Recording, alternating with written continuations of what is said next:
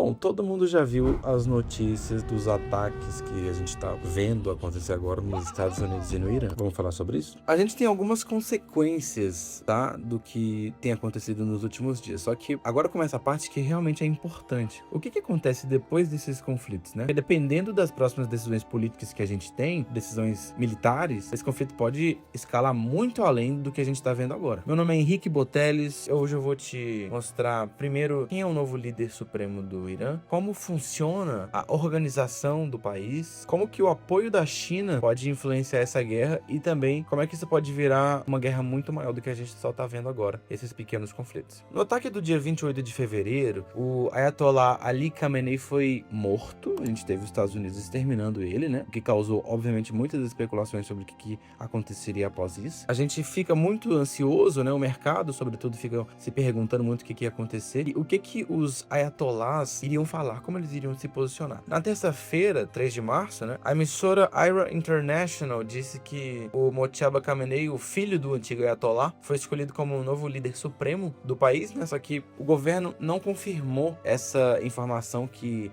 a Assembleia dos Peritos escolheu mesmo ele, né? Tem todo um conselho, toda uma ordem que tem que ser seguida como todo país. Pra gente entender um pouco melhor, a gente precisa, sobretudo, entender como é que é a organização governamental do Irã, bem diferente do Brasil, né? Porque durante 2.500 anos o país foi governado por reis, gente. A gente tá falando de uma cultura muito diferente, né? O último monarca foi o Mohammad Reza Pahlavi, que foi inclusive forçado ao exílio junto com a sua família durante a revolução que eu citei no último vídeo, que foi em 79, né? Nessa revolução que aconteceu um conflito de grupos religiosos, né? Dos xiitas e dos sunitas, em que o Irã deixa de ser uma monarquia e se torna uma república islâmica, trocando uma série de regras, né? De funcionamento do país. E passa a ser governada por líderes religiosos, os chamados ayatollahs, né? A Assembleia é formada por 88 ayatollahs e tem a responsabilidade constitucional de nomear o líder supremo, que é a pessoa que vai representar, tanto religiosa como politicamente. Ou seja, lá no Irã tem um governo religioso que, segundo os Estados Unidos e companhia, Israel, eles precisam de uma intervenção. É uma guerra já muito antiga, né? E com a morte do antigo Ayatollah, a Assembleia se reuniu no mesmo dia 3 de março, que eu citei agora há pouco, para escolher um novo líder supremo, quem os representaria. Só que as forças de defesa do Israel informaram, através de redes sociais, que elas bombardearam não só o prédio da Assembleia, como também o complexo presidencial iraniano e a sede do Conselho Supremo de Segurança Nacional, todos no Teherã. A fala de Israel foi que todos esses lugares são complexos de liderança de regimes terroristas iranianos, né? E que o objetivo deles no final seria libertar o povo desse regime. Essa pelo menos é a narrativa. Só que como eles atacaram o prédio no dia da reunião dos ayatollahs, não dá pra saber exatamente o que ficou decidido entre eles. A gente tem uma zona meio cinzenta. Eles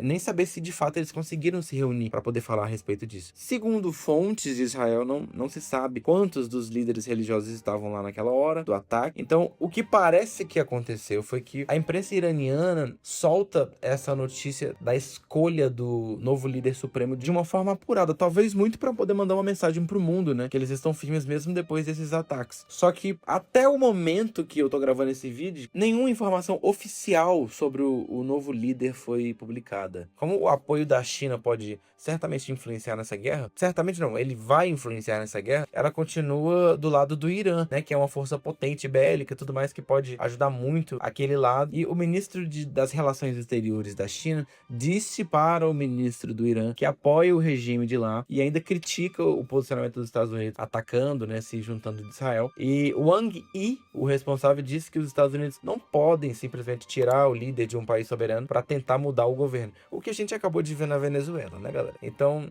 a coisa mais importante para a China é um cessar-fogo. O que mais é de interesse deles é, nesse momento, estrategicamente, um cessar-fogo imediato nessa região para evitar que os ataques e as vinganças aumentem no Oriente Médio, né? Essa fala do ministro tá dentro do esperado. Sabe por quê? A China faz parte dos 5 membros permanentes no Conselho de Segurança da ONU. Então, se a gente para analisar um contexto geral, na maioria das vezes, eles mantêm uma posição mais pacífica. Só que, de toda forma, politicamente a China tem um poder que o Irã não tem. Um acesso, um dinheiro e uma economia que o Irã não tem. Então, mesmo que os Estados Unidos falem algo relevante no Conselho, a China vai votar contra. É uma questão muito de enfrentamento dessa questão que a gente tá vivendo agora, a queda dos Estados Unidos, a ascensão da China. Só que não só ela, como a Rússia também, que também tá a favor desse cessar-fogo, né? Só que a China, principalmente, tem um motivo para querer que tudo isso acabe, porque o petróleo, que é o ponto principal, no Irã hoje é um dos principais pontos, né? O Irã é um dos principais fornecedores de petróleo para a China e ela é a maior importadora de petróleo do planeta. Comprando, para vocês terem uma ideia, China compra algo em torno de 10 e 12 milhões de barris por dia. Então, o país depende, obviamente, de um fluxo bem forte que passa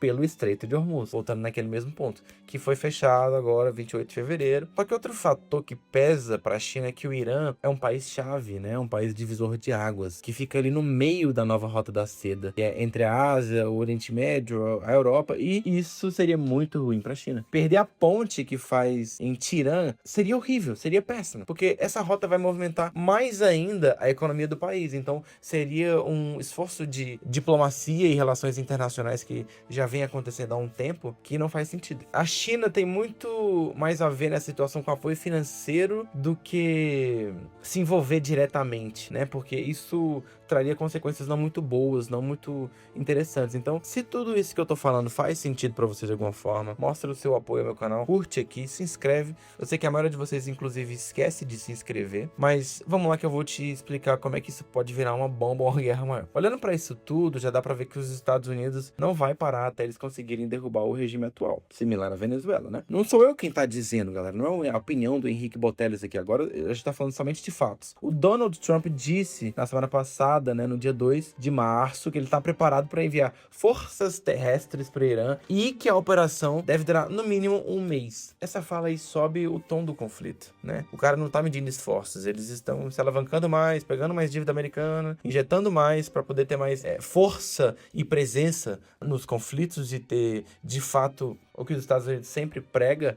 né, que são eles primeiro. Então, eles já estão falando de ter um armamento infinito, praticamente, uma guerra que poderia durar por anos e anos e anos, se forem necessários. Quando entra uma potência militar do tamanho dos Estados Unidos num conflito desse, e fala de guerra prolongada, não se trata mais de uma questão regional, e não se restringe somente a um campo militar onde exércitos estão lutando, né? Isso começa a pressionar os mercados, a gente tem rotas comerciais sendo prejudicadas, a gente tem equilíbrio político de todo o Oriente Médio meio aos frangalhos, e isso enfraquece as relações, né? Como eu falei, isso já vem de muito tempo atrás, a gente tá falando de pelo menos 25 anos de um conflito gigante, só que o que a gente tá vendo agora é uma tensão que vem se acumulando ao longo dos anos e ao longo das décadas, que em momentos como esse que a gente tá vivendo agora, de inclusive muita disrupção, com inteligência artificial, com mercados emergentes, isso pode escalar muito rápido, dependendo das decisões que são tomadas, sobretudo as decisões políticas e militares. Então a China vai manter essa posição pacífica muito provavelmente, tá? É o que eu acho, pelo menos. Embora a gente não possa falar o mesmo da Rússia, que já começa a se movimentar para poder emitir opiniões a respeito disso, o que eles disseram até o momento é que eles reprovam a atitude dos Estados Unidos, né? Então, é justamente aí que mora o risco de uma escalada maior. Quando a gente tem potências globais que começam a tomar lados e, pô, eu vou ficar do lado que ataca, eu vou ficar do lado que não ataca, eu apoio o ataque, eu não apoio o ataque. Isso passa a ter impacto direto em muitas regiões do mundo, né? Deixa a sua opinião sobre essa guerra aqui nos comentários, tá? Quando a gente tem potências globais começando a tomar lados, Estados Unidos do ataque, China de outro, e a gente sabe muito bem que os Estados Unidos está, pelo menos do ponto de vista geopolítico, fazendo de tudo para poder atrapalhar a China, porque a gente tem o que na economia moderna chama-se a ascensão da China e a queda do imperialismo estadunidense. Galera, o que é isso? Os Estados Unidos é uma nação que muito possivelmente, em termos matemáticos e nominais, nunca vai conseguir pagar a sua própria dívida. Então a gente tem toda uma estratégia de desvalorização do dólar de longo prazo para que a dívida seja menor, consiga ser paga em termos mais suaves. Só que a China, ao contrário de que todas as outras nações fizeram lá desde a década de 70, ao invés de se desindustrializar, se industrializou mais fortemente. Só que essa foi uma industrialização muito silenciosa. Então, o momentum que a gente está vivendo agora é de uns Estados Unidos enfraquecidos e uma China em ascensão, que não só tem força industrial, mas tem tecnologia, tem cultura, tem um governo que consegue controlar toda a economia, né? A gente sabe que Nós não temos uma ditadura do ponto de vista público, mas o que a gente vive lá é uma restrição da sua liberdade de algumas maneiras, mas que no fim funciona para, não levando para o lado do mérito, tá? Mas no fim funciona para a economia se tornar uma economia mais relevante, é o que a gente tem visto agora. Então todas essas ofensivas de Donald Trump contra Venezuela, primeiro para poder romper o fornecimento de petróleo para a China, e agora no Irã, que tem relações comerciais exteriores muito importantes com a China, é justamente para enfraquecer um inimigo e não somente com aquela justificativa de democracia e de que nós vamos ajudar a tirar o ditador e tal. Gente, os Estados Unidos, a China também, não são bobos, eles não fazem nada à toa. Eles nunca vão tomar partido de alguma coisa porque isso tem a ver com algo social. No fim do dia, é sempre sobre os interesses soberanos dos países. E o cenário atual a gente tem um cenário mundial que nunca foi visto agora, tá? A gente tem o Macron falando que vai voltar com um programa nuclear na França. A gente tem o Brasil estudando colocar dinheiro também no nosso programa nuclear, coisa de 800 milhões de reais. E a gente tem movimentações em todo o mundo, praticamente de todas as nações, dizendo que vão estudar possibilidades para se proteger, para proteger a sua própria soberania. Então é um momento muito diferente. O que você pode fazer de melhor para os seus investimentos é ficar ligado nas novidades do meu canal. Se inscreve aqui e em breve a gente vai ter muitas novidades, como cursos, formações, etc e tal, tudo voltado para mercado financeiro, vendas, desenvolvimento pessoal. São coisas que estão sendo desenvolvidas agora. Meu nome é Henrique Boteles e até a próxima.